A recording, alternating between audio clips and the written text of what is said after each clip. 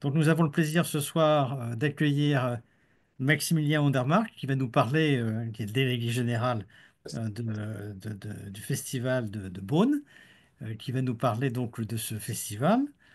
Donc ça nous a élargi un petit peu nos horizons. On parlait d'habitude du festival d'Aix, mais cette fois-ci on va parler d'un autre festival qui n'est pas tout à fait aussi ancien, mais qui est quand même très ancien, puisqu'il y a de 1983, sauf erreur de ma part. Et donc, Maximilien en est le jeune délégué général et par ailleurs alumnus. Donc, c'est un plaisir de l'accueillir. Il va donc nous parler en trois parties, hein. D'une part du festival, ensuite on parlera de lui et puis on dira bah, qu'est-ce qu'il va faire de ce festival. Voilà, Maximilien, je vous passe la parole. Moi, à Sciences Po, c'était deux parties, mais deux Et sous-parties. justement, voilà. Et deux sous-parties. Bon, voilà, on va faire une synthèse après. Et le 2B vers l'avenir et les solutions. Voilà, absolument, l'ouverture.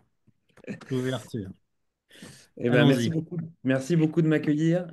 Bonjour à toutes et à tous. J'ai cru comprendre et j'ai honte de ne pas le savoir, de ne pas l'avoir su avant, mais j'ai cru comprendre que le club Opéra était le club le plus riche de membres des alumni, apparemment, c'est ça?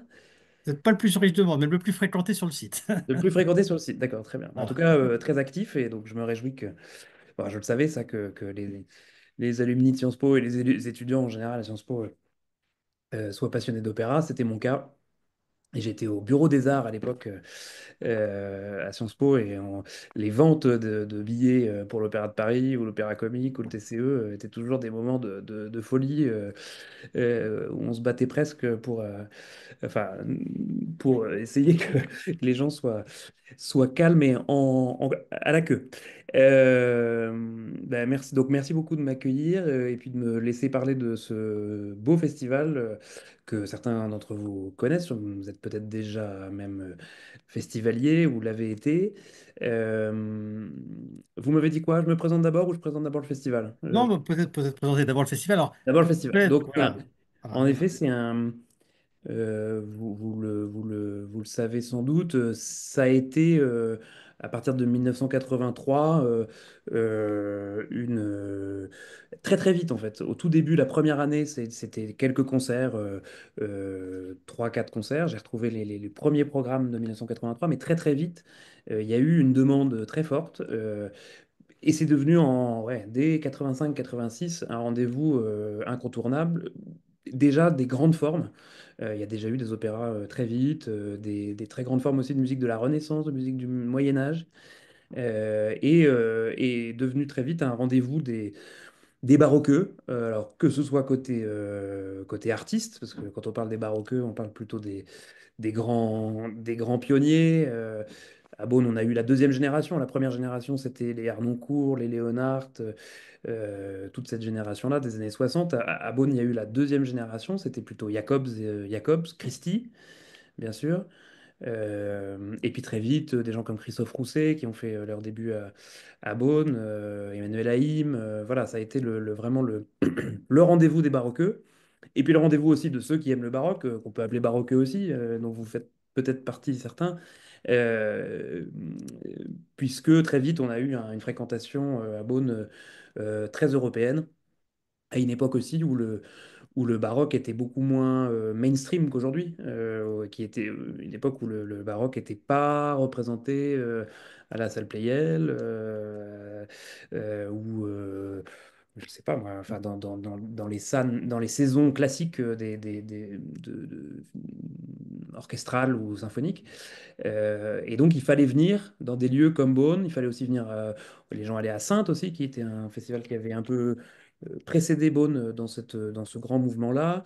Et donc Beaune a voilà, profité de ce moment où, pour écouter du baroque, il fallait se déplacer loin de chez soi et venir à Beaune ou à Saintes ou dans d'autres lieux comme ça. Aix aussi avait fait sa part en montrant déjà du Monteverdi très vite, du Cavalli, etc. Euh, voilà sur les débuts du festival. Donc je suis le jeune directeur et seulement le deuxième, puisque je succède à la fondatrice, enfin au fondateur, donc Anne Blanchard, qui a fondé le festival avec son mari Kader Assisi. Kader, qui est décédé en 2022. Et puis voilà, du coup, ça a un peu précipité, accéléré la transition vers une nouvelle direction artistique. C'est vraiment une tâche assez formidable qu'ils ont entrepris. Ils ont créé le festival à l'âge que j'ai aujourd'hui, c'est-à-dire à 32, 33 ans. Anne Blanchard était beaunoise, était une famille de Beaune. Et puis elle a eu cette intuition, elle était prof d'histoire, et elle a eu cette intuition que les lieux de Beaune, qui est une ville magnifique, patrimoniale, dont tous les coins de rue exhalent l'histoire, le patrimoine, l'histoire aussi des ducs de Bourgogne, enfin toute cette grande histoire. Alors que c'est une toute petite ville, mais il y a de la grande histoire s'y mêle. Elle a eu l'intuition que ces lieux incroyables ben, demandaient de la musique, enfin en tout cas appelaient à ce qu'on y fasse de la musique, et en particulier la cour des Hospices. Et donc, très vite, en 83, j'ai retrouvé, ça c'est assez émouvant, parce qu'on a fait un déménagement de nos bureaux, donc j'ai fouillé un peu dans les archives et retrouvé les premières lettres qu'elle a envoyées à l'époque au maire de Beaune et puis au directeur des hospices pour parler de son projet l'année d'avant. Et c'est assez émouvant de voir voilà, le tout début tout début de cette aventure, un peu comme à Aix à l'époque où on a mis trois tréteaux pour commencer à y faire un Mozart. Voilà, c'est l'enfance des festivals, c'est toujours un moment touchant. Et puis tout de suite, une bande de bénévoles dont certains sont encore là aujourd'hui. Il y en a deux qui sont encore là, qui font encore, qui sont fidèles depuis les premières années. Et très vite, voilà, une bande de bénévoles très, très investie. C'est un vrai festival de bénévoles qui, du coup, ça concourt aussi au côté sympathique et convivial du festival qui est très amical. On est placé par des bénévoles, on est reçu par des bénévoles. Voilà, et puis c'est aussi pour eux, bah, c'est un moment toujours important de leur année. Voilà, donc on y est très attaché, un peu comme le festival de la Chaise-Dieu, par exemple, qui est aussi un grand festival un peu de notre gamme et qui est aussi, encore plus que nous, basé sur les bénévoles. Il y a, je crois, plus de 150 bénévoles au festival de la Chaise-Dieu. Donc, voilà, c'est aussi Pour ça, on est des acteurs locaux, enfin, de la vie associative locale, et c'est important de le rester. Quoi dire sur le festival d'autre que Anne Blanchard avait vraiment le nez, enfin l'oreille, mais on dirait le nez pour les chanteurs et les chanteuses. Alors pour les chefs aussi, hein, mais elle a repéré quand même très vite des chanteurs qu'elle a. Alors elle se plaît toujours à faire remarquer à tous les chanteurs à quel point ils lui doivent tant. Mais elle exagère pas tellement parce que elle a vraiment lancé tout un tas de gens. Je prendrais un seul exemple, c'est par exemple c'est Gaël Arquez que vous connaissez tous, qui est une Carmen sensationnelle aujourd'hui, mais vraiment elle l'avait découvert dans un concours, je sais plus où, en Italie, je crois. Et comme ça, de manière très intuitive, elle lui a tout de suite proposé de venir au festival en 2005, au tout début de sa carrière. Elle avait à peine 20 ans, je pense, pour trois rôles. Et donc, elle lui a donné une Dorabella, je crois. Et puis, elle est venue trois fois en un mois. Et ça a vraiment lancé sa carrière, quoi. Donc, ça, c'est quelque chose voilà, que enfin, que j'espère pouvoir continuer à avoir, récupérer cette intuition et faire que venir à Beaune, c'est être sûr normalement, d'être sûr d'avoir les meilleurs chanteurs au meilleur moment de leur carrière et puis les meilleurs stars, les meilleurs chanteurs en devenir, quoi. Ceux qui seront les stars dans 2 ou 3 ans. Donc, cette année, voilà, j'espère que vous retrouverez ça, vous retrouverez ça aussi. Voilà un peu sur le festival, sur ce qu'ils ont, sur le grand travail qu'ils ont abattu. Euh, Voilà un peu, que dire, que Anne Blanchard reste complètement alors pas dans l'organisation, mais dans l'orbite du festival. Demain, enfin, je pars à Beaune juste après notre visio, et demain, c'est la présentation aux hospices de la programmation pour les festivaliers et puis le maire, les partenaires, etc. Et donc elle sera là, donc c'est assez chouette aussi qu'il puisse y avoir une transition, enfin voilà, une bienveillance et elle est, je le sais, très contente de la programmation, donc ça me fait plaisir et je suis assez fier que ça se passe comme ça. Voilà un peu pour ce festival. Vous avez peut-être déjà des questions, peut-être des souvenirs d'une venue à Beaune.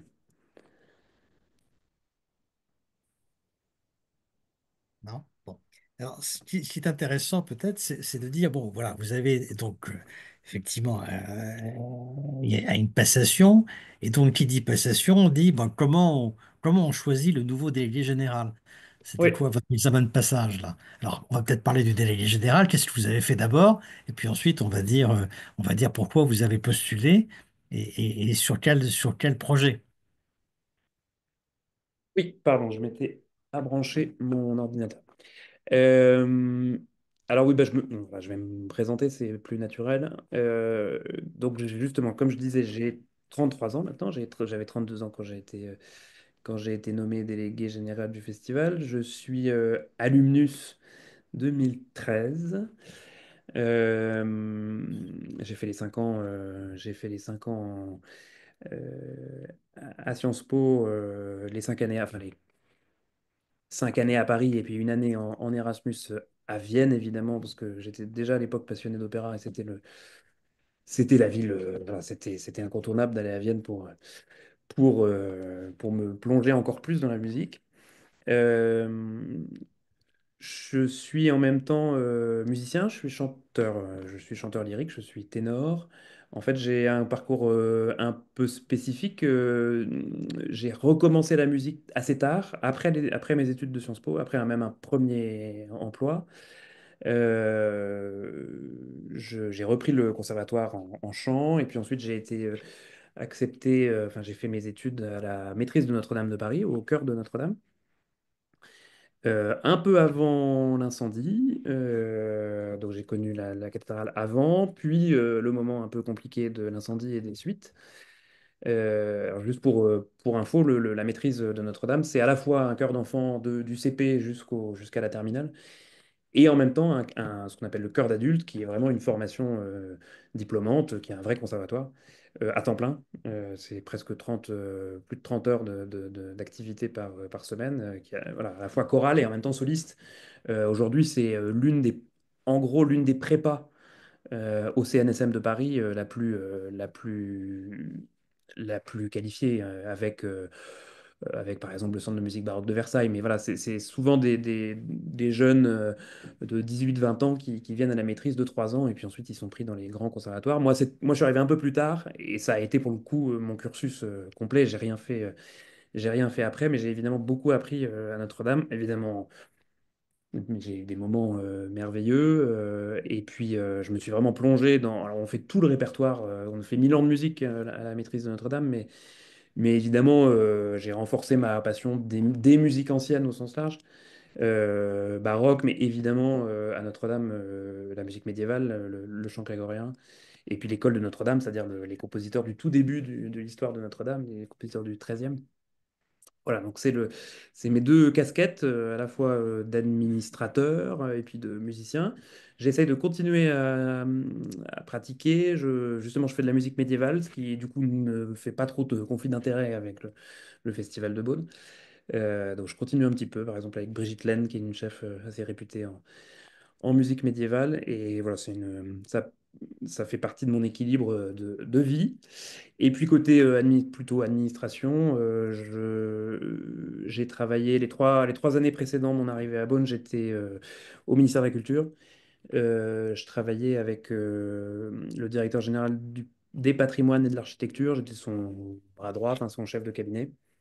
Et où j'ai beaucoup appris aussi. C'était une belle opportunité de découvrir le fonctionnement des politiques culturelles et puis en me décentrant un peu, non pas sur les questions musicales, mais sur les questions de patrimoine, de musées, d'architecture, de monuments historiques. Et ça m'a passionné.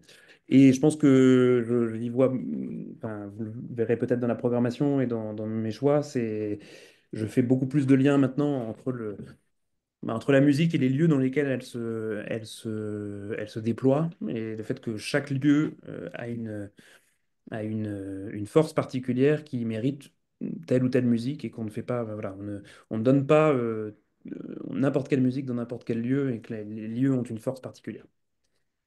Voilà un peu. J'ai aussi une petite expérience de journalisme musical à Forum Opéra, qui est un site vraiment spécialisé dans le lyrique, et puis à Diapason. Parfait. Et Donc, ça, c'est une parfait. vraie école. La critique, j'en parlais ce midi parce que j'étais avec des journalistes pour présenter le programme, justement. Et je me suis rendu compte rétrospectivement à quel point la critique, mais en fait, c'est une école de la programmation, en fait. C'est une école de l'écoute. On s'applique à dépasser un peu le j'aime, j'aime pas, qui est la première étape, le premier étage d'un jugement esthétique, mais on essaye d'aller plus loin et de poser des vrais choix. Et ça m'a beaucoup servi, notamment à Diapason, qui est une école très exigeante, mais c'était des belles années. Voilà un Parfait. peu. Et du coup, oui, Oui, votre projet. alors Votre projet pour le festival. voilà, c'est ça. Exactement, comment vous avez été choisi?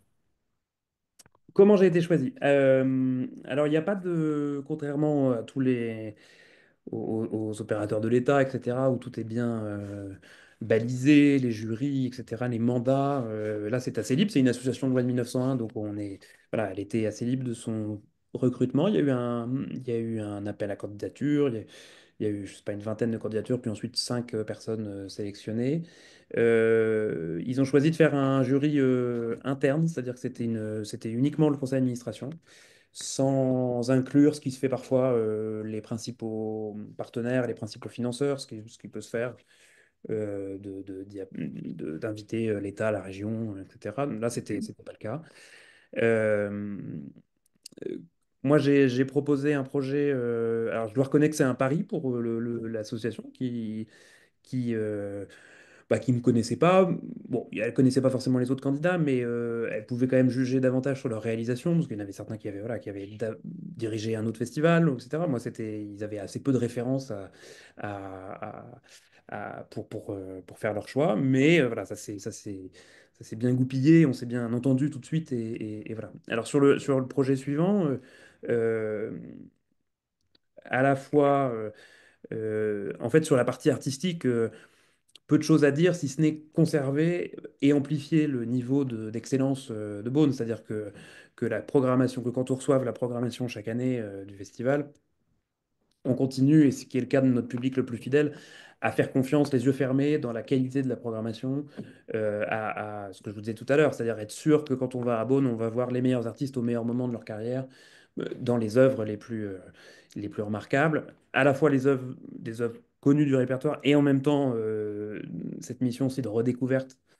dont j'ai pas parlé tout à l'heure, mais c'est vrai que ça, à Beaune, on a beaucoup redonné des opéras, des œuvres en création, en recréation mondiale, notamment des opéras de Handel, qui n'avaient jamais été rejoués depuis jusqu'aux années 90 ou 80.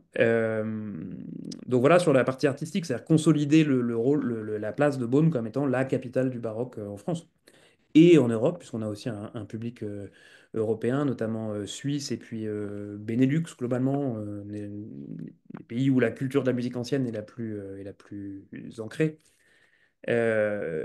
Évidemment, je leur ai proposé sur la partie artistique des artistes nouveaux, des générations nouvelles, qui correspondent évidemment à mes affinités, mes amitiés aussi avec certains artistes. Donc une continuité, voilà, une continuité parce qu'il y a des grands noms qui continuent de venir, et puis un renouvellement normal de génération, j'allais dire. Mais c'est surtout, donc, sur l'artistique, c'est ça, il n'y a pas de révolution. En revanche, ce qui vraiment est non pas dans la rupture, mais dans un certain renouvellement, c'est, je dirais, deux choses j'avais proposées dans le projet et qui se voient dès cette année. C'est faire que le festival soit davantage un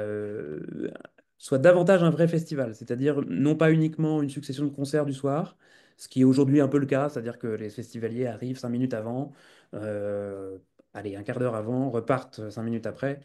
C'est des concerts que le soir.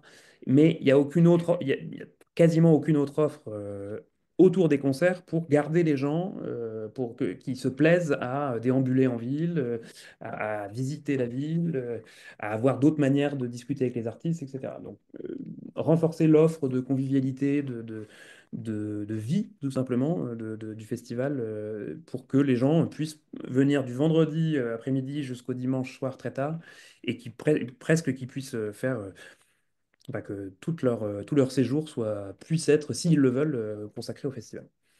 Et puis dernier axe, je vous en parlerai après de ce que je propose comme nouvelle, justement, comme ces offres nouvelles. Et puis le troisième axe qui est de faire, enfin, et là c'est le lien avec le patrimoine, c'est rayonner davantage, enfin, célébrer davantage la beauté de cette ville, enfin, le patrimoine et la beauté de cette ville. Et puis, s'ancrer davantage en Bourgogne. C'est un impératif aujourd'hui, évidemment, de nos soutiens financiers, mais même sans ça, j'y crois complètement. C'est-à-dire faire que le festival rayonne, enfin, rayonne toujours aussi bien à l'extérieur, à l'étranger, etc., mais s'ancre davantage dans les réseaux locaux, puisse avoir une vie dans l'année qui permette aux gens de Beaune et aux alentours de continuer à suivre le festival pendant l'année. Alors, je pense par exemple, on fera un concert de Noël, on sera présent aux Journées du patrimoine, enfin, on aura des résidences d'artistes pendant l'année pour que finalement, on soit plus uniquement dans une logique de festival qui est un feu d'artifice pendant quelques jours finalement l'été, qui a un goût de vacances, évidemment, mais qui disparaissent entre le mois d'août et le mois de juin d'après, et qui n'a pas d'action profonde sur le territoire. Et donc là, évidemment, c'est là où se développe éventuellement les questions d'action culturelle et les questions de pédagogie, de transmission, en tout cas voilà, d'ancrage en Bourgogne. C'est aussi là-dedans qu'on travaille à ce que la région Bourgogne, c'est une région assez riche en musique ancienne, enfin, en ensembles qui sont installés dans la région, en d'autres festivals.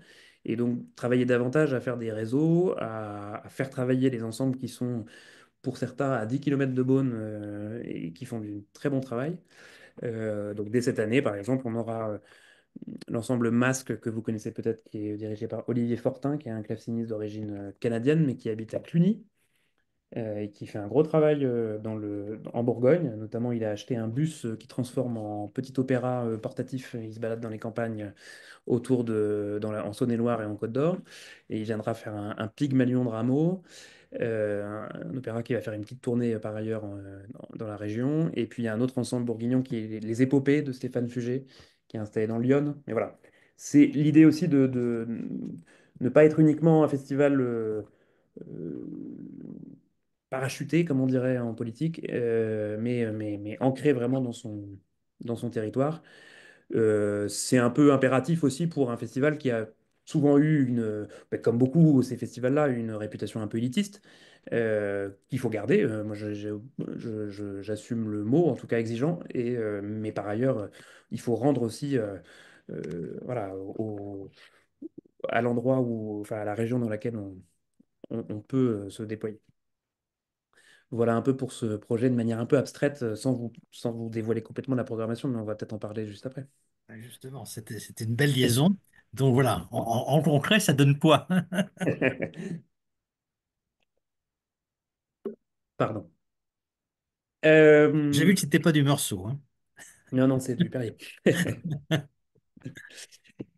Euh, alors, vous n'avez pas le programme sous les yeux, mais je vais essayer d'être le plus clair possible On enverra le non, programme, hein. On enverra le programme après la réunion. voilà. Et puis de toute façon, il sort demain, et donc vous le retrouverez sur le site aussi très vite. D'accord. Euh, donc je vais essayer d'être le moins fastidieux possible. Le festival alors c'est toujours organisé en week-end, vendredi, samedi, dimanche. Ça, d'ailleurs, c'est une réflexion qu'on a aujourd'hui pour tout un tas de raisons, de réfléchir à l'évolution peut-être de ce format pour garder aussi, dans l'idée de garder les gens davantage à Beaune.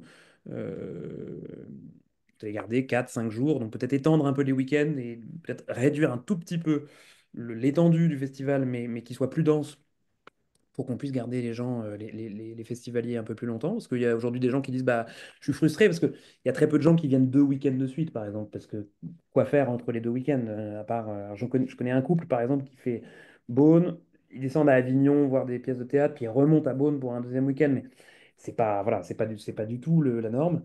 Donc voilà, on réfléchit un peu au format, mais pour cette année, c'est encore un format en 4 week-ends, donc vendredi, samedi, dimanche. Ce qui change cette année, c'est avant c'était 3 week-ends, trois concerts chaque soir, enfin un concert chaque soir.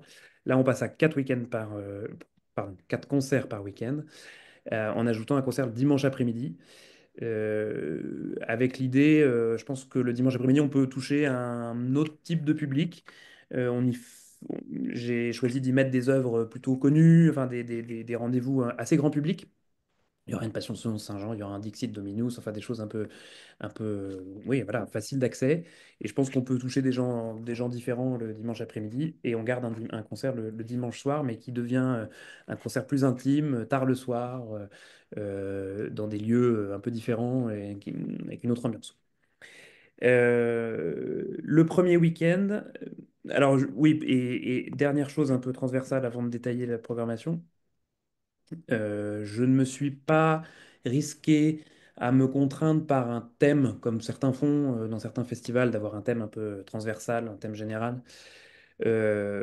Parce qu'à la fin, voilà, le Festival de Beaune, finalement, c'est un lieu où on voit toute la diversité du baroque. C'est-à-dire, il y a pas on fait pas de distinction entre musique italienne, française, anglaise, allemande. On voit, je fais attention à ce que chaque année et les années d'après, on puisse voir voilà, toute la diversité de ces musiques-là.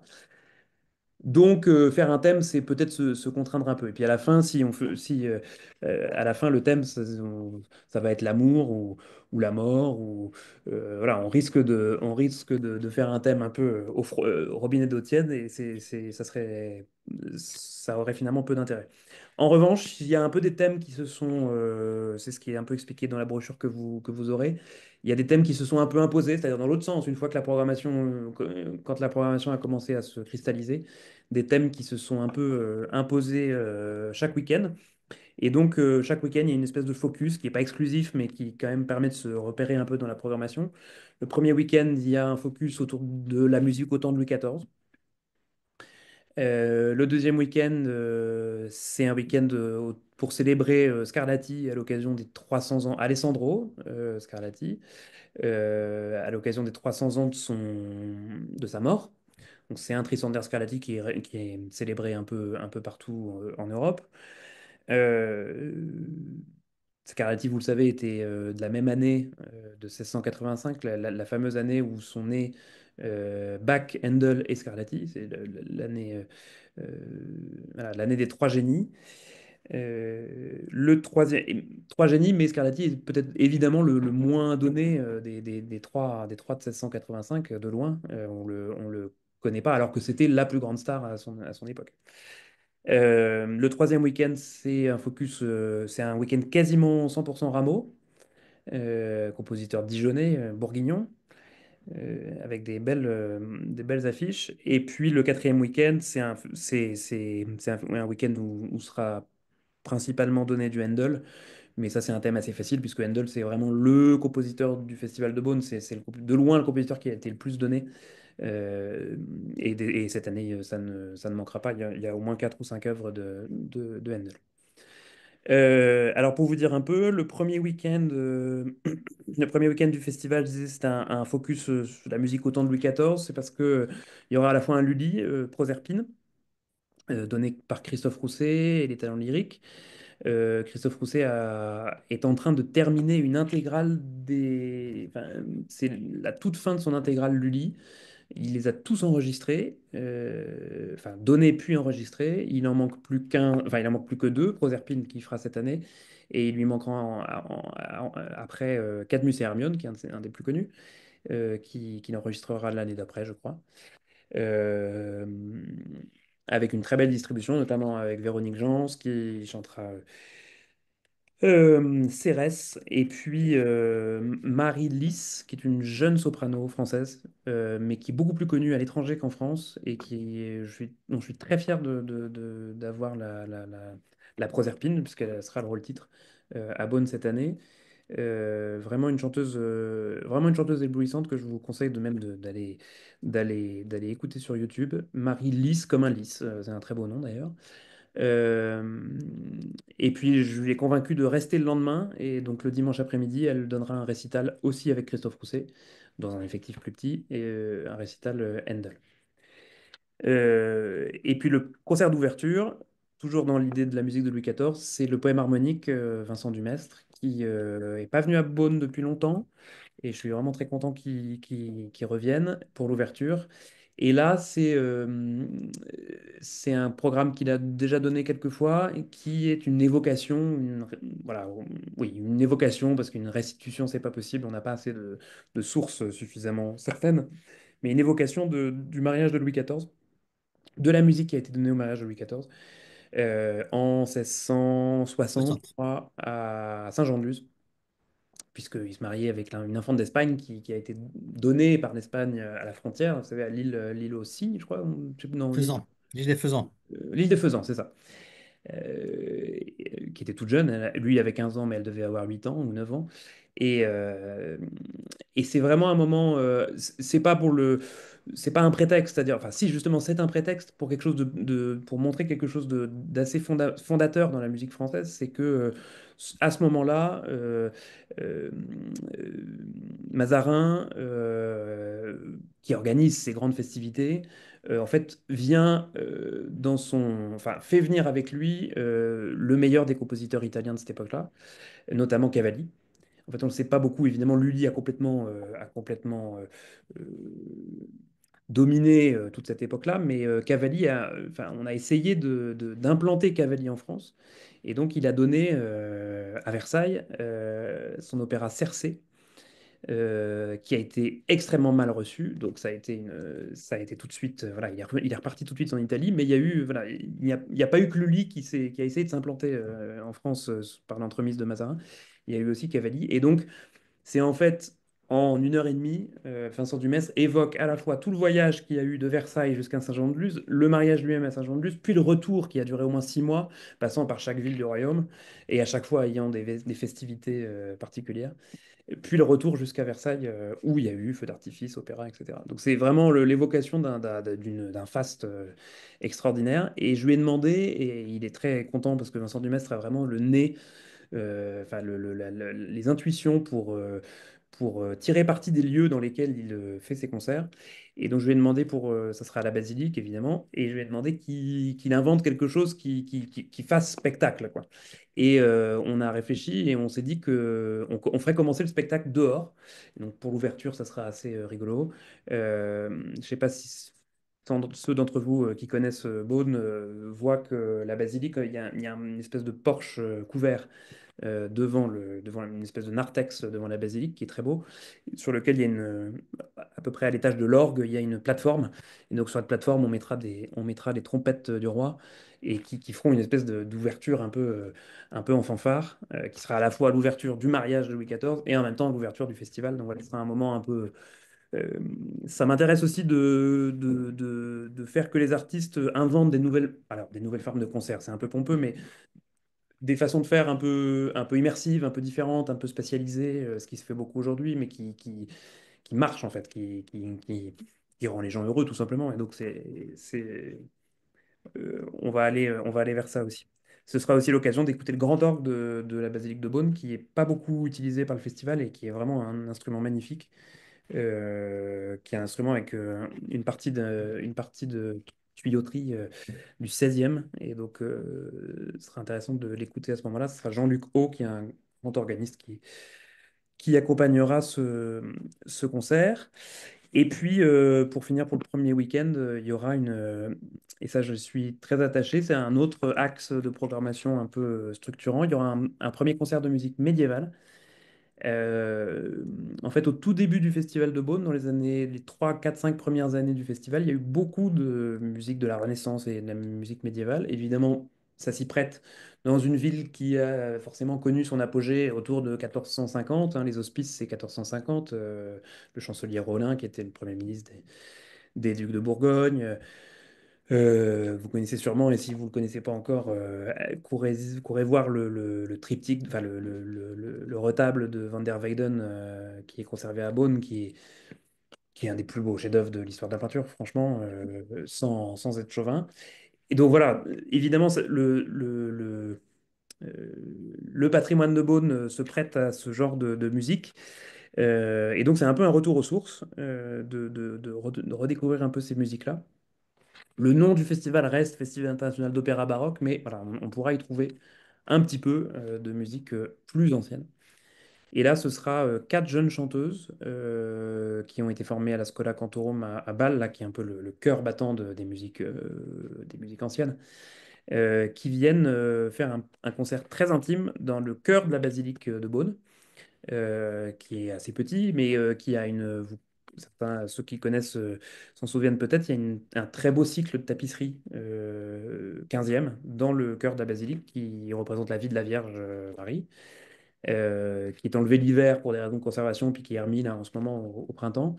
Et je leur ai demandé de venir faire un concert qui évoque en musique, avec la musique de cette époque-là, la vie de la Vierge, en tout cas la vie d'une femme au Moyen Âge. Et donc, ce sera un beau moment, je pense, tard le soir, au moment où le soleil se couche. Je pense qu'il se passera quelque chose. C'est quatre jeunes filles jeunes filles, jeunes femmes, mais qui sont assez brillantes. Il y a beaucoup de jeunes ensembles, si ces musiques-là vous intéressent. Il y a vraiment un foisonnement dans les musiques médiévales et Renaissance qui est exceptionnel. Là, depuis quelques années, il y a plein de propositions et des jeunes musiciens qui font des propositions très différentes. Parfois sur les mêmes musiques, des choix d'interprétation extrêmement contrastés. Voilà pour le premier week-end. Le deuxième week-end, je vous ai dit que c'était plutôt autour de, enfin en tout cas pour honorer Scarlatti. Il y aura le samedi soir. Alors ça, oui, pardon, je voulais pas pour les lieux un peu, je vous ai pas dit, mais globalement, chaque samedi soir, c'est le grand moment, c'est la grande forme à la Cour des Hospices. Donc le concert en plein air dans cette magnifique Cour des Hospices qui est placée chaque fois le samedi soir.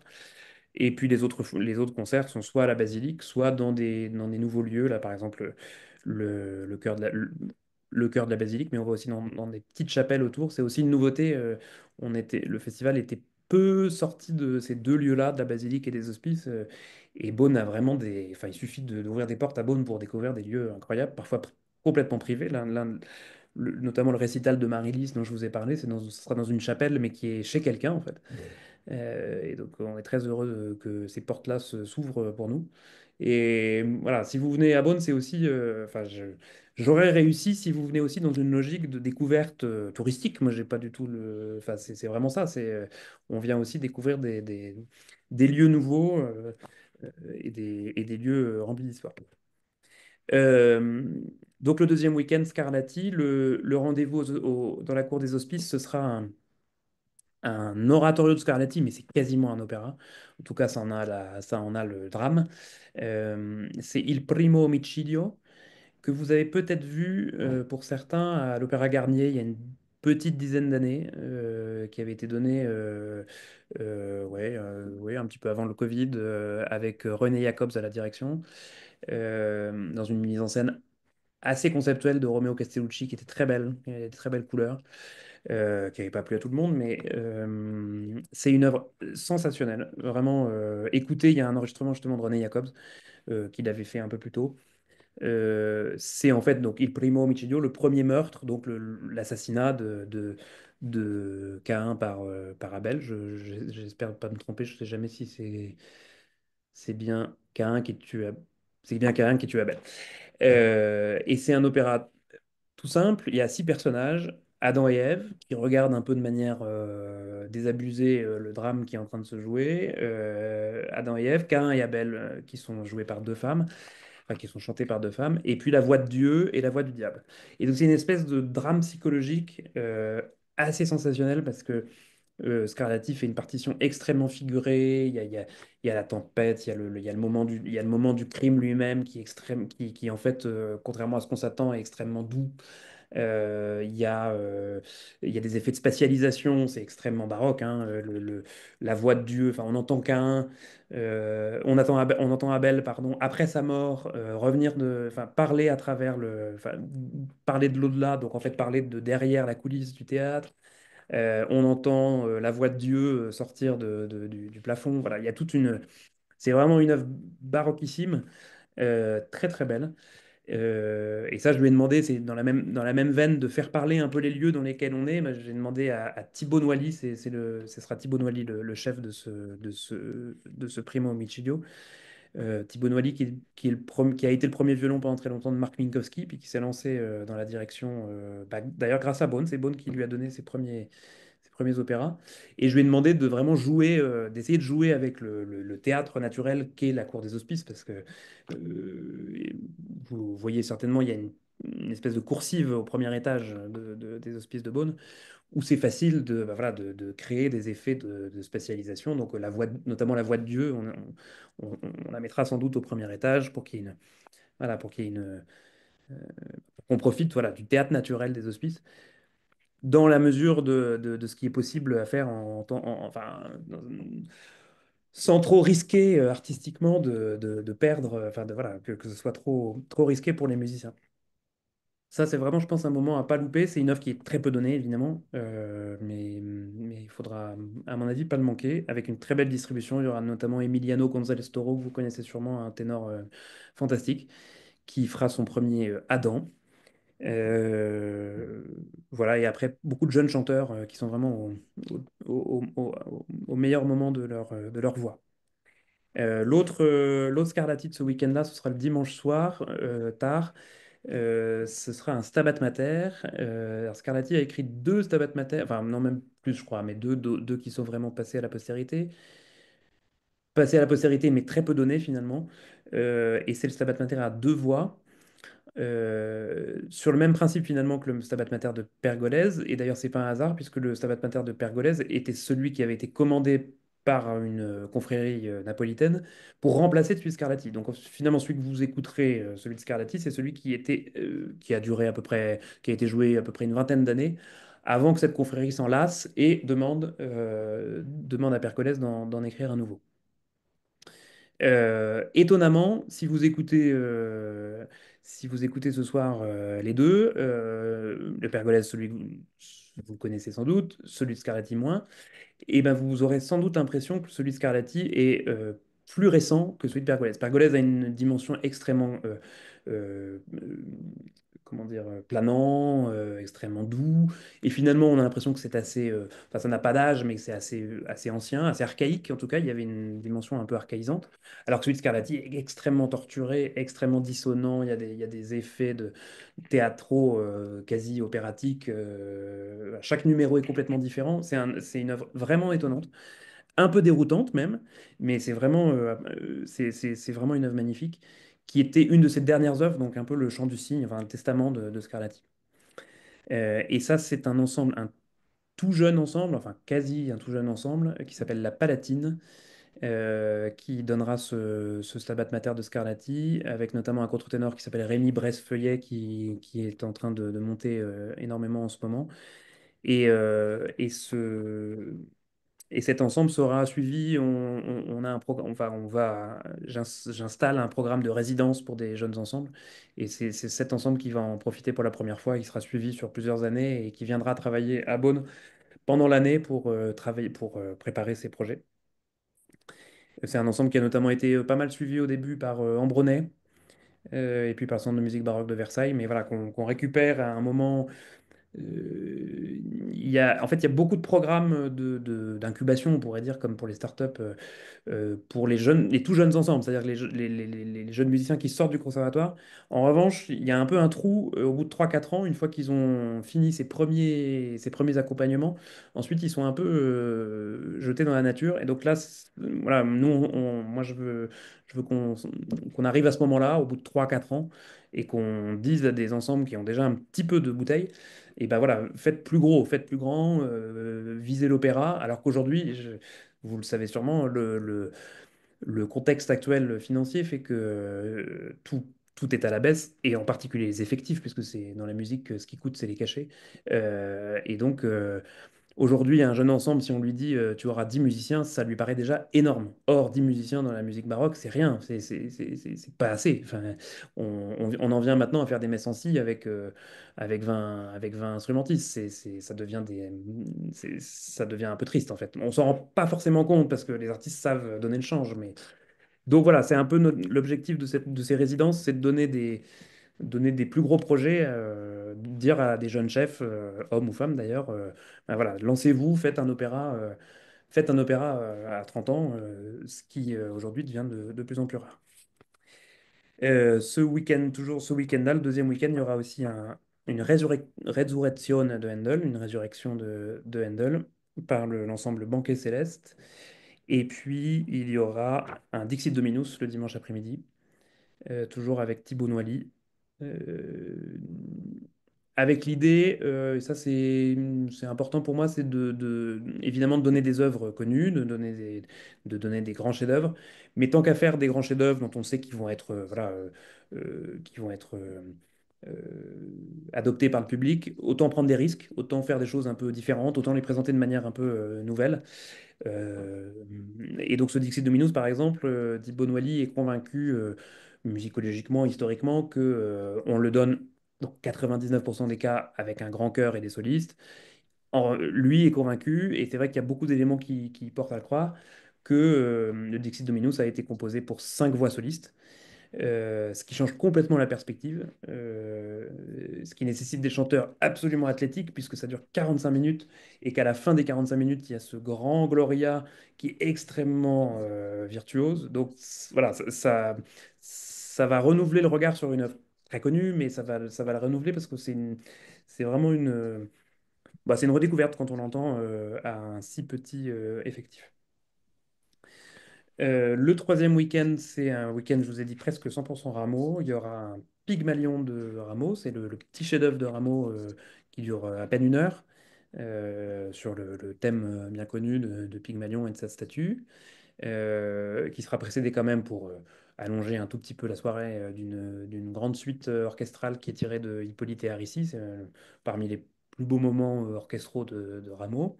Donc ça, c'est l'ensemble Masque dont je vous parlais, qui est installé en Bourgogne, à Cluny. Et alors, le rôle de Pygmalion sera chanté par Cyril Oviti, qui est un des deux, trois hautes contres français fantastiques, très sensible, vraiment un chanteur merveilleux. Et puis le lendemain, il y aura un autre grand rôle pour haute contre, c'est celui de Dardanus. Et donc le samedi soir à la Cour des Hospices, ce sera Dardanus qui est sans doute enfin pour moi le plus beau, pas forcément dramatiquement, c'est pas forcément le plus passionnant dramatiquement, mais le plus beau musicalement de Rameau, Dardanus, où vraiment l'orchestre est à un niveau de sophistication et de beauté, alors que ça dure plus de 3 heures, mais on voit pas le temps passer.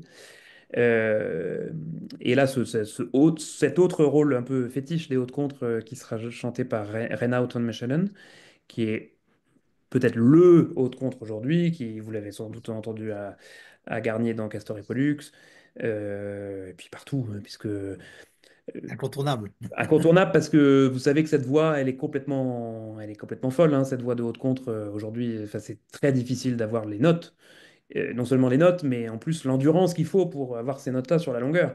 Et lui se fatigue pas du tout, il est incroyable. Il sort du truc, il pourrait recommencer, il pourrait faire ta capo, quoi. Enfin, il a une vista complètement phénoménale. Tellement phénoménale que le lendemain, je lui ai demandé si ça lui fatiguait pas trop de rester. Et donc le lendemain, il va donner avec son ensemble, parce que vous le savez peut-être qu'il est chanteur, mais non seulement il est chanteur, mais il est aussi chef.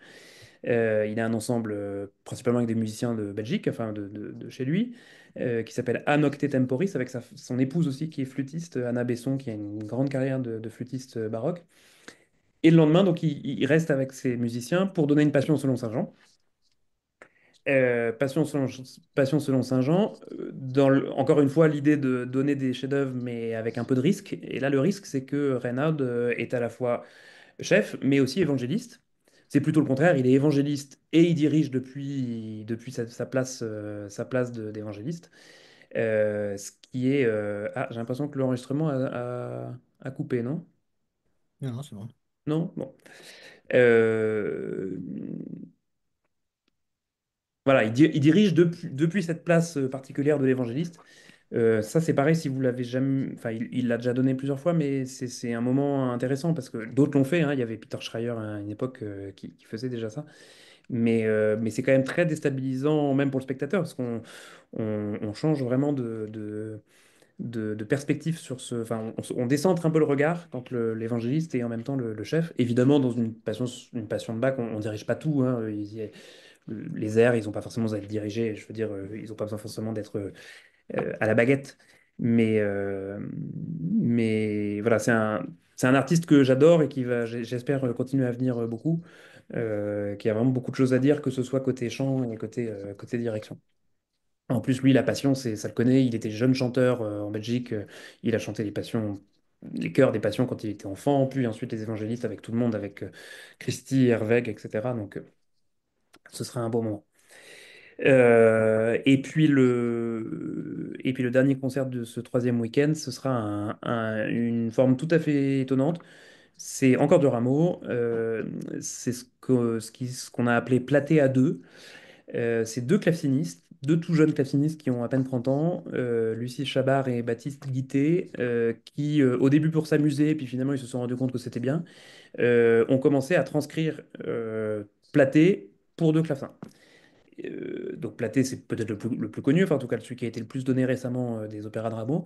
Et ils se sont amusés, ils ont fait comment on pourrait faire pour faire l'ouverture avec deux clavecins, puis ensuite, se rendant compte que c'était bien, bah, ils font toutes les danses.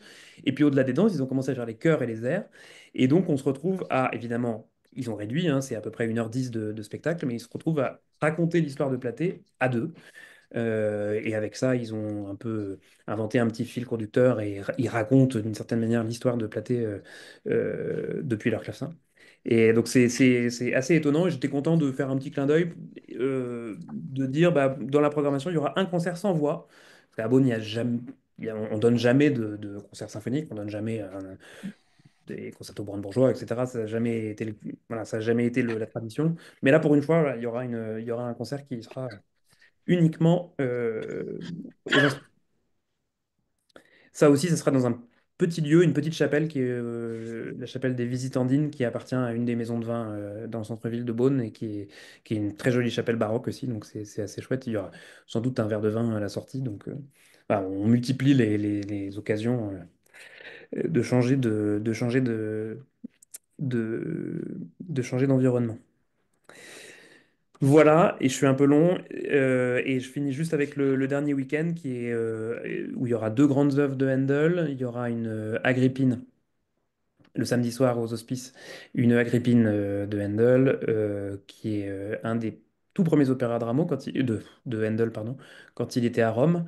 Euh, c'est Stéphane Fugé, l'ensemble des épopées, qui donnera cet opéra, après avoir donné Alcina l'an dernier. Il voulait s'attaquer à Agrippine, qui est très différent dans la composition. Stéphane Fugé, si vous ne le connaissez pas, c'est quelqu'un qui est très connu des musiciens parce que c'est un chef de chant principalement, un continuiste et un chef de chant, donc c'est celui qui fait travailler les chanteurs. Sans doute le chef de chant le plus réputé. Il a aussi une classe au CRR de Paris, donc il a formé à peu près tous les chanteurs que vous connaissez et sont passés à un moment donné par les cours de Stéphane Fugé. Et puis à un moment, il voulait. En fait, c'est Anne Blanchard, encore une fois, là, faut le reconnaître, ma prédécesseur, qui lui a dit, le voyant chaque année être le continuiste de Christie, de Rousset, etc., lui a dit, ben, vas-y, lance-toi. Et donc, il a fait d'abord les trois opéras de Monteverdi, et puis là, il commence un cycle Handel, donc je suis content qu'il continue. C'est quelqu'un d'assez exceptionnel, qui a des conceptions très personnelles, un sens de l'ornementation. Enfin, il écrit lui-même tous les da capo de manière très précise, c'est extrêmement ouvragé, c'est assez sophistiqué comme approche de la musique baroque, mais c'est extrêmement personnel, c'est c'est pas du tout aseptisé et ça, je trouve que c'est bien. Et c'est aussi une manière de. Un festival, c'est aussi ça. On peut prendre des risques de ne pas avoir une musique prête à l'emploi, enfin une interprétation, voilà, dans une canette en plastique. Voilà, on peut prendre des risques. L'année dernière, par exemple, dans Alcina, il a pris des tempos complètement déments, des airs qui duraient deux fois plus longtemps que la plupart des interprétations. Mais à la fin, on est scotché parce que ça tient, quoi. Il est toujours sur un peu le fil du rasoir. Et il y aura une très belle distribution avec Agrippine sera chantée par Ariana Venditelli, qui est pas très connue en France, mais qui est une mezzo italienne vraiment sensationnelle. Et puis tout un tas de jeunes chanteurs, Paul-Antoine Benos-Dian, qui est un contre-ténor qui fait beaucoup parler de lui en ce moment. Il y aura Florian Hassler, qui a été nommé là, juste la semaine dernière aux Victoires de la musique classique. Il y aura Juliette May, qui a eu une victoire de la musique classique Espoir l'année dernière. Euh, voilà un peu le niveau de la distribution dont je suis très content. Et puis l'autre handle de ce week-end-là, ce sera un Messi, donc évidemment une œuvre très connue, mais qui n'a pas été donnée à Beaune depuis au moins ouais, entre 10 et 15 ans.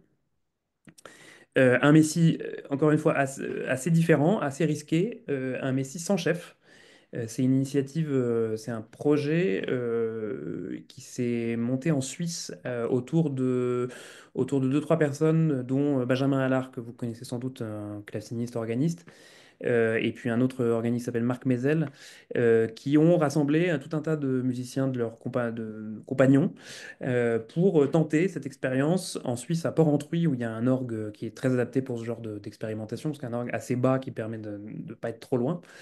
Et ça a très très bien marché. Donc ils refont une tournée de ce Messi, donc sans chef et au grand orgue. Donc c'est-à-dire double risque, puisque la distance entre la scène et le grand orgue fait qu'il faut être très vigilant aux équilibres, aux articulations, etc., à l'écoute. Et puis en plus sans chef, donc nécessité d'avoir une respiration collective, un regard permanent entre les musiciens. Alors, je ne l'ai pas vu moi-même, mais j'ai vu beaucoup d'extraits vidéo et puis on m'a beaucoup raconté. Il paraît que, et j'en suis totalement convaincu, que c'est assez déstabilisant, notamment pour les spectateurs, notamment pour ceux qui sont assez près de la scène, puisque n'ayant pas de chef, les musiciens regardent droit devant eux, notamment les chanteurs qui n'ont pas besoin, enfin, qui connaissent cette musique-là à peu près par cœur finalement regard des spectateurs. Et c'est la première fois sans doute que, enfin, c'est assez rare dans une, dans une interprétation moderne de croiser, enfin, d'être sous le regard des musiciens qui vous alpaguent presque pour interpréter leur musique. Et donc encore une fois, c'est une façon de décentrer un peu le regard sur ce genre de chef-d'œuvre avec une belle distribution aussi. Il y aura notamment Marc Moyon qui fera le rôle qui fera les airs de ténor. Et puis Antea Piccianic, qui est une alto, presque contre-alto, très sombre, qui fera les airs d'alto, notamment le grand He Was Despised, qui à l'époque de Handel, dans le Messie aujourd'hui on entend beaucoup des contre-ténors, mais à l'époque de Handel c'était une femme, une alto.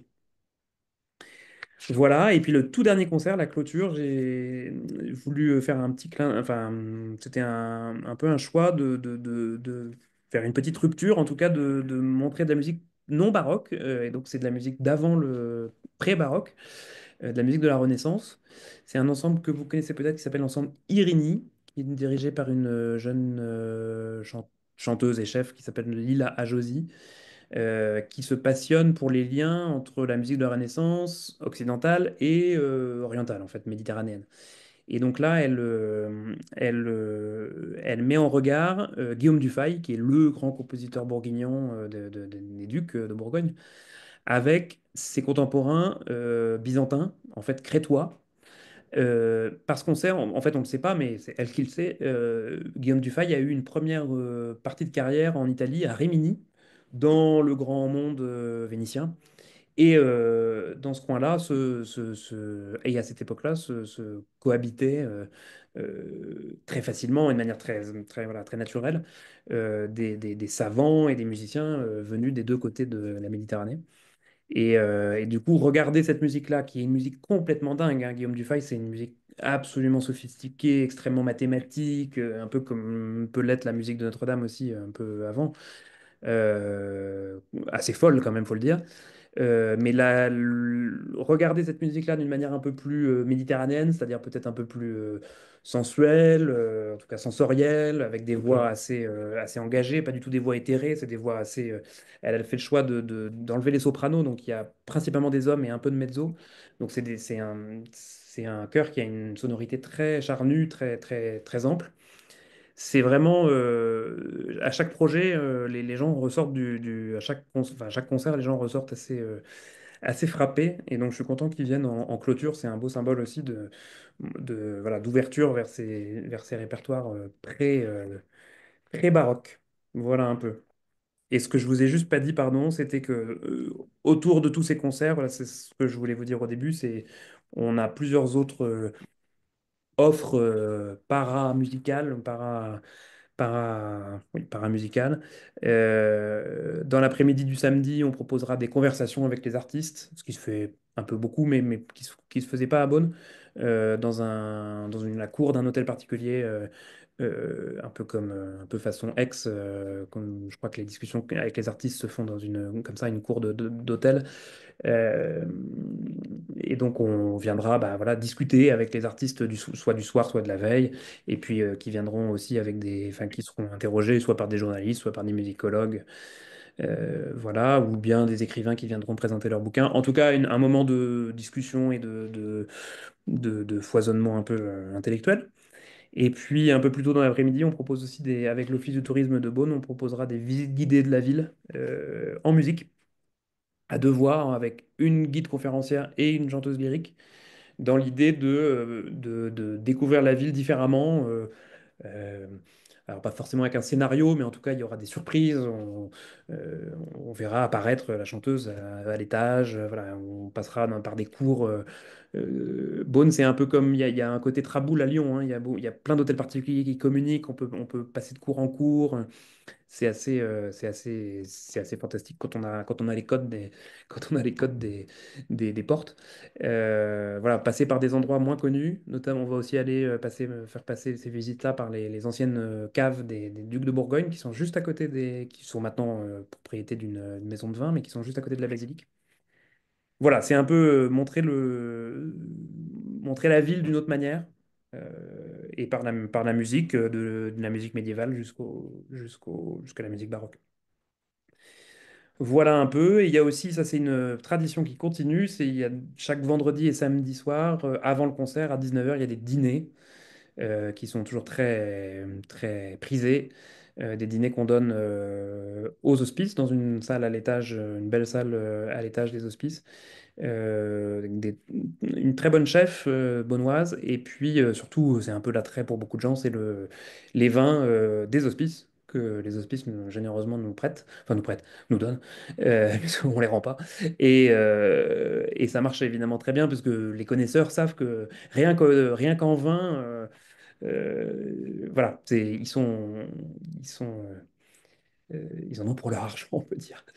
En tout cas, c'est sympathique. Et puis, on a toujours parmi les bénévoles, il y a toujours des gens qui connaissent bien les vins. Même évidemment, beaucoup de gens travaillent dans le vin à Beaune, hein.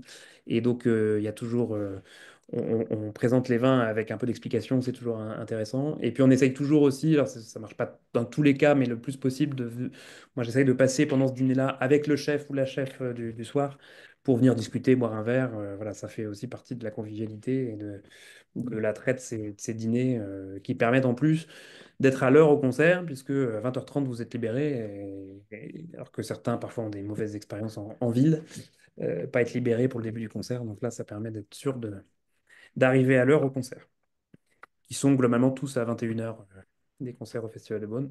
Ce qui, pour certains opéras, nous emmène jusqu'à 1h du matin parfois. Mais c'est aussi le charme de l'été, où les soirées sont longues.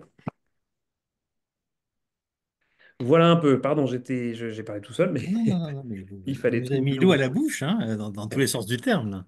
À la bouche, aux oreilles, aux yeux, puisque effectivement c'est une très belle ville. Donc il y a beaucoup de choses. Est-ce que vous avez des questions les uns ou les autres? Alors, je vois qu'il y a quelqu'un avec une brochure, c'est en exclusivité. Euh, Oui.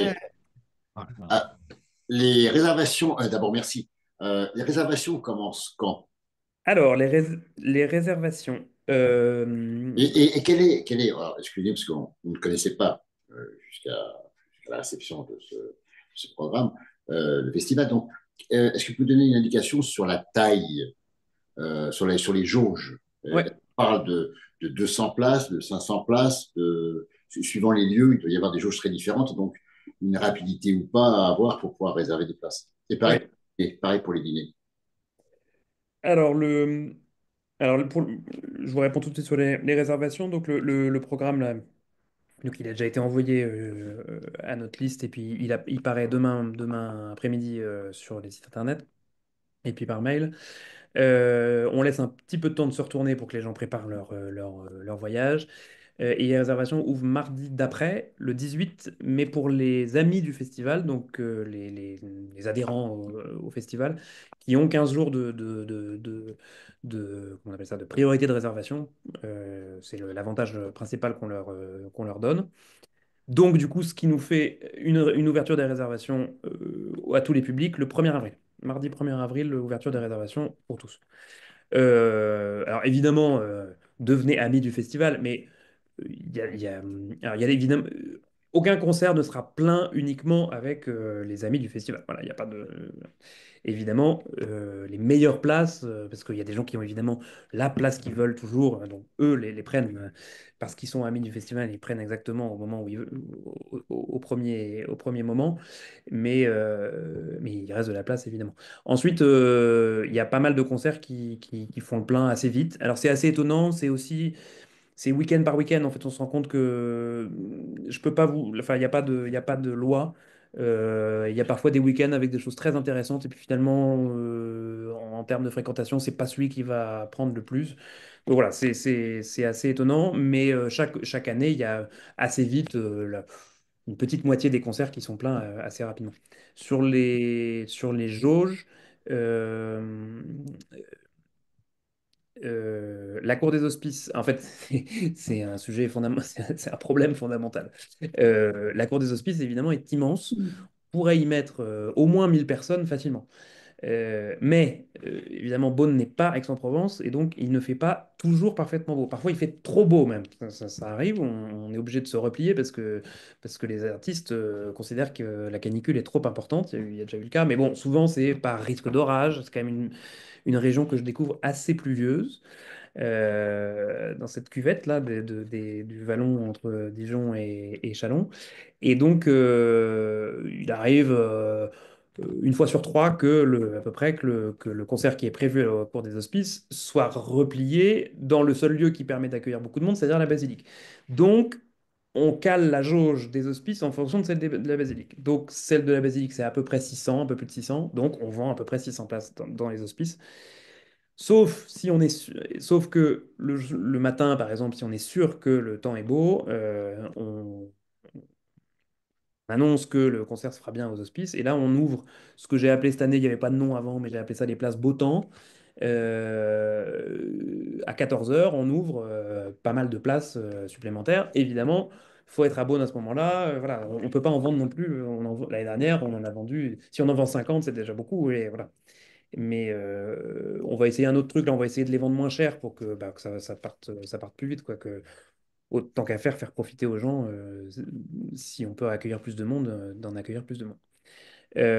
Donc voilà un peu les jauges, c'est à peu près 600 à la basilique. Aux hospices, ça pourrait être plus. Et puis les nouveaux lieux là dont on parle, donc il y a le fameux cœur de la basilique, là il y aura 40 places à peu près.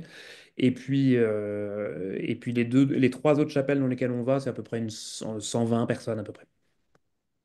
Donc ça, c'est un premier test, hein. Enfin, ça fait très longtemps qu'il n'y a pas eu des concerts dans des plus petits lieux comme ça. Ça va peut-être se remplir très vite, j'espère. Ça serait super. Mais c'est des jauges plus petites.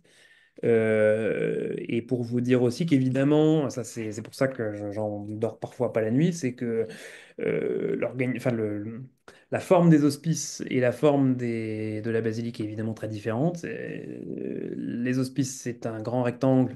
La basilique, c'est très étroit, avec en plus une chaire, etc., qui fait qu'on a un découpage très savant. Et donc, alors quand on est en première et deuxième catégorie, on a une garantie d'avoir des bonnes places avec une bonne visibilité. Pour les troisième et quatrième catégories, c'est pour ça qu'aussi elles sont bien moins chères. Les troisième et quatrième catégories qui sont des bonnes places aux hospices, parce qu'on voit très bien, et ben voilà, Basilic évidemment sont mises sur les côtés. Il y a un système de retransmission vidéo, ce qui est très bien, mais évidemment, voilà, c'est pas la même, c'est pas la même expérience. Mais ça, on est un peu limité par enfin, voilà. Là, les pierres s'imposent à nous. Moi, j'aimerais qu'on se replie ailleurs. Moi, je tanne le maire pour qu'il nous permette de nous replier dans les halles qu'il y a juste devant les hospices, là où il y a la vente des vins des hospices de Beaune, où il y a parfois des concerts. Mais c'est tout un pataquès parce qu'il y a le marché, voilà, c'est un peu compliqué. Mais un jour, je garde espoir qu'on puisse se mettre là. Ce serait beaucoup plus simple. On prendrait, on prendrait la cour, on la mettrait dans les halles et ce serait à peu près le même plan de salle. Voilà pour votre question. Vous pouvez nous donner une petite vision de la tarification? Ça va Oui, de... pardon, parce que du Et coup, est-ce qu'elle évolue par rapport aux années antérieures ou pas? alors j'ai fait le choix de pas toucher aux tarifs, enfin, ou très marginalement en tout cas, de pas augmenter les tarifs les plus élevés. Même de baisser, j'ai voulu baisser les dernières catégories qui étaient à 17 euros et je les ai mis enfin en gros j'ai arrondi tous les tarifs. Donc les dernières catégories pour tous les spectacles c'est 15 euros. Donc il y a toujours une place à 15 euros au Festival de Beaune. On a créé aussi un nouveau tarif pour les moins de 18 ans pour attirer des parents avec enfants. Et les moins de 18 ans ont des places à 10 euros dans toutes les catégories pour tous les concerts. Donc ils peuvent venir à tout accompagner enfin, en accompagnant leurs parents. Et puis pour les tarifs, globalement, pour les plus gros formats, enfin pour les grands rendez-vous, les premières catégories sont à 140 euros, puis ensuite ensuite ça descend assez vite quand même. C'est 140, 80, 40, 15. Voilà, il y a quatre catégories. Ça, c'est pour les plus gros. Et par exemple, ça, c'est pour les opéras dans la cour des hospices. Et puis, par exemple, je sais pas moi, une Passion selon Saint-Jean, qui est voilà, une œuvre sacrée, bah, c'est 110. C'est 110 euros la première catégorie, 70, 35, 15. Voilà un peu les tarifs. Les concerts dans des nouveaux lieux, bah, il y a des concerts à 40 euros. Enfin, voilà, on offre aussi des tarifs un peu différents. Euh, voilà, c'est des tarifs assez élevés, hein, qui sont en fait un peu alignés sur le Théâtre des Champs-Élysées, par exemple. Voilà, sur les versions de concert qu'on peut avoir à Paris, par exemple. Et, euh, et dire aussi que les festivaliers sont les premiers financeurs du Festival de Beaune de loin. C'est assez rare. Voilà, c'est de loin le premier apport financier, c'est la billetterie. Et les donateurs, ce sont essentiellement des personnes privées ou vous avez aussi des entités publiques?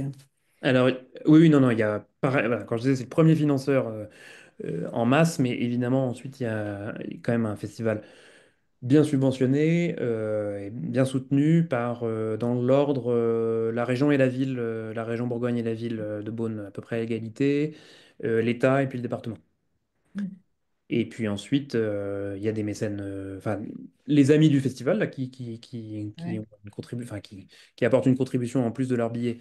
Et finalement, mis bout à bout, ça fait un certain apport. Quelques mécènes privés, un peu plus les grands donateurs, on va dire. Et puis qu'on flèche plutôt sur des projets en particulier, enfin, voilà, sur des axes de développement. Et puis les entreprises, c'était presque, il y avait presque plus rien. Donc voilà, je remets la machine en route lentement. C'est évidemment toujours le plus difficile, c'est toujours le plus long à obtenir. Les entreprises, enfin, il faut créer des relations, il faut créer des fidélités avec certaines entreprises. Il faut qu'ils y trouvent aussi un intérêt. Donc ça, c'est mon chantier pour les prochaines années de convaincre les entreprises du coin, en fait, tout simplement. Pas forcément dans le vin d'ailleurs, mais autour du vin, il y a aussi tout le parrain viticole. Il y a les numéros un mondiaux du tonneau autour de Beaune. Voilà, il y a plein d'entreprises qui ont des savoir-faire à faire connaître et donc on va essayer de les emmener avec nous. Est-ce que vous allez garder l'orientation qui avait été prise il y a quelques années, d'ouvrir le festival à tout ce qui est musique lyrique, plutôt romantique? ou plutôt recentré sur le baroque et a priori le médiéval? Voilà, et ben vous l'avez dit, c'est vrai que pour le coup, je ne, comment dire, je ne revendique pas de rupture, sauf peut-être celle-là, voilà, qui n'est pas une rupture franche. Mais c'est vrai que pendant quelques années, on a ajouté au nom du festival, au nom très long du festival, on a ajouté et romantique. Et ce et romantique a disparu pour plusieurs raisons. Alors, des raisons un peu personnelles, enfin voilà, d'inclinaison esthétique personnelle. C'est moins mon monde et j'ai moins d'expertise et puis ça me plaît moins. Et puis et puis je trouve que c'est des opéras qui nécessitent peut-être davantage des versions mises en scène. Et puis aussi parce que finalement ça s'est pas tellement ancré dans les habitudes des festivaliers, ça n'a pas tellement marché. En fait, j'ai regardé un peu les chiffres de fréquentation. Il y a eu des grands Rossini par exemple par Jérémy Horaire à un moment. Euh, Mm. euh, il y a eu beaucoup de Gluck. Enfin voilà. Et finalement ça n'a pas pris.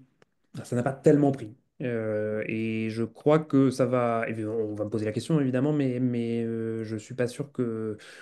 Enfin, je pense qu'il y a beaucoup de gens qui s'en rendront pas compte, quoi. En revanche, c'est vraiment l'autre choix, c'est celui de se réouvrir vers des musiques plus anciennes. Et ça, c'est vraiment un choix intime et qui en plus s'impose. Enfin, je trouve qu'il s'impose Mm. encore plus à Beaune et en Bourgogne du fait de l'histoire, du patrimoine et de tout ce que les lieux évoquent de cette époque-là. L'idée aussi, un jour, c'est par exemple, de faire un concert devant le fameux retable de Van der Weyden. Alors évidemment, la salle est toute petite, donc voilà. Un jour, il sera mis dans une autre salle. Enfin, il sera mis dans il y a tout un nouveau projet de muséographie qui fera vraiment pas de mal parce que les hospices sont un peu datés. Mais voilà, vraiment l'idée de, de mettre en miroir œuvres artistiques, enfin picturales et œuvres musicales. Vous poursuivez votre carrière de ténor parallèlement, c'est possible ou c'est difficile? Et ben alors là depuis quelques mois c'est un peu difficile, mais quand même j'ai quand même honoré des engagements que j'avais. J'avais plusieurs choses notamment à Royaumont, en fait beaucoup en musique médiévale. Là j'ai plusieurs concerts aussi en musique médiévale. Donc voilà, je garde ça. Et puis j'ai une pratique voilà pour moi, pour mon plaisir. Euh, Certains connaissent peut-être, il y a une intégrale, enfin d'ailleurs qui s'est terminée, mais qui recommence, une intégrale des cantates de Bach à Paris au Temple du Foyer de l'Âme. Vous êtes peut-être déjà allé, qui est tous les premiers dimanches du mois, une cantate de Bach donnée par des musiciens fantastiques. Ça, j'y participe de temps en temps. Enfin, voilà, ça va devenir un bonus. Mais petit à petit, peut-être reprendre un peu plus. Mais en fait, j'ai un seul regret. Enfin, j'ai jamais, j'ai pas mal chanté, mais j'ai jamais fait que ça. Et j'ai un regret, c'est de ne pas avoir chanté l'évangéliste. Donc, de l'une des deux ou des deux passions. Et donc, il y a un moment donné, ça va me retitiller. Et donc, je vais en fait, j'avais préparé la Saint-Jean qui devait avoir lieu en mars 2020, au moment du Covid. C'était annulé, puis reporté, puis jamais donné. Donc, j'ai travaillé à Saint-Jean, mais je l'ai jamais chanté. Donc à un moment, ça va revenir et j'irai la faire dans une vieille, dans une église du fond des Pays-Bas où personne ne sera. Voilà, parce que de toute façon, il y a des passions tout le temps, tous les dimanches aux Pays-Bas ou en Belgique. Donc il y aura peut-être une petite place. Puis une fois que j'aurai fait ça, j'aurai terminé avec ma carrière. Parfait. Parfait. Ben, écoutez, merci beaucoup Maximilien. Tout ça, ça nous a donné effectivement bien envie, bien envie d'écouter les œuvres que vous avez signalées, les artistes également, et puis de redécouvrir pour ceux qui connaissent la superbe ville de Beaune, ou de la découvrir pour les autres. Également tous ces. Et je vais vous terminer par un pinot noir en termes musical. Donc, je pense qu'on on rebouclera avec la Bourgogne traditionnelle. Merci infiniment. Et Président, est-ce que je peux poser une oui, question au oui, président? oui. Est-ce qu'on on compte faire un- enfin, un achat groupé, un voyage, ou est-ce qu'il y a chacun de nous Ah bah oui, pour cet c'était le été? sujet qu'on avait évoqué avec Oui. Maximilien. Donc, Bah, ce qu'on donc, s'est dit avec Jean-François, c'est alors, c'est peut-être un peu tard pour organiser un voyage, je crois. Enfin, peut-être qu'on y repensera pour l'année d'après, un voyage de groupe. Mais en revanche, comme je crois ce que vous avez avec le Festival d'Aix, on va peut-être vous proposer pour les alumni sur quelques concerts un tarif réduit. Ça ne sera pas sur toute la programmation, mais on fléchera. Oui, oui, non, mais c'était pas uniquement tarifaire, c'était effectivement de savoir si éventuellement on essayait de monter, parce que c'est un mars juillet. pour juillet, Ah si on bah si, essayait de mais monter. je vous accueille avec Voilà. plaisir. Et on Oui, oui, oui. organise ça. Et il y a des capacités hôtelières suffisantes, je suppose. Ah bah oui, oui, oui, oui. Oui, oui, oui. Cher, hein, bien sûr. Beaune, c'est terrible, hein, mais non, en fait, il y a pour tous les budgets. Mais bah écoutez, moi avec plaisir. Et puis Jean-François a mon contact et enfin, de notre côté, on peut monter ça facilement. Voilà, c'est à votre main.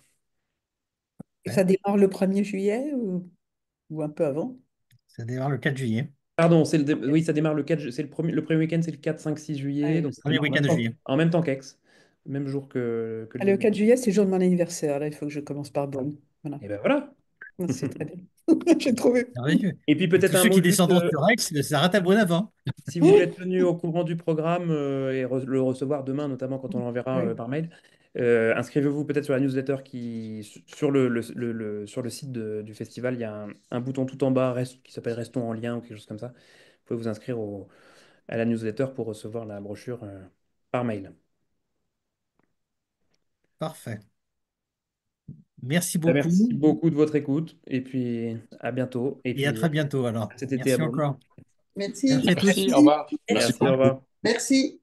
Faites des livraisons, ouais.